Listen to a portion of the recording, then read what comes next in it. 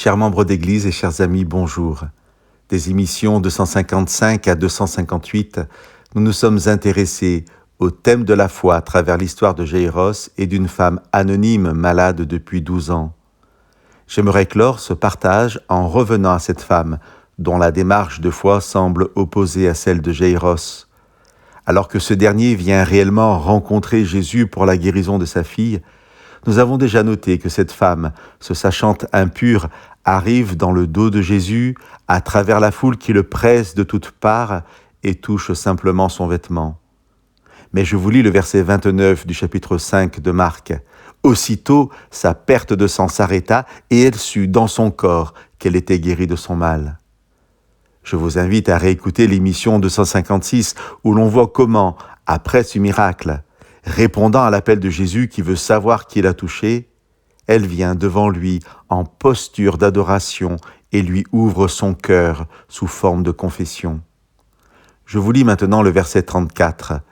Jésus lui dit « Ma fille, ta foi t'a sauvée, va en paix et sois guérie de ton mal. » Chers amis, cette femme est déjà guérie de son mal. À l'instant même où elle a touché par derrière le vêtement de Jésus, elle sut qu'elle était guérie. Alors, pourquoi Jésus lui dit « Va en paix et sois guérie de ton mal » ? Parce que la guérison complète nécessite ce face-à-face avec Jésus.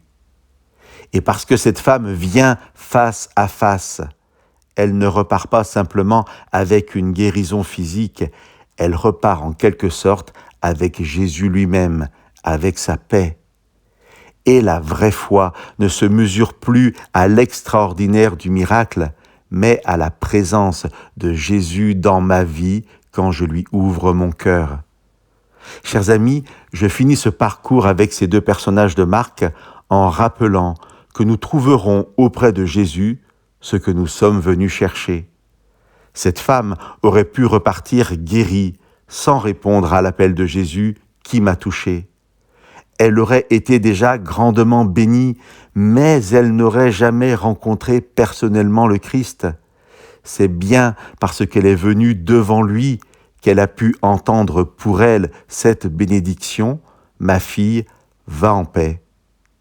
À chacun de nous, Jésus veut adresser ces paroles « Mon enfant, va en paix ».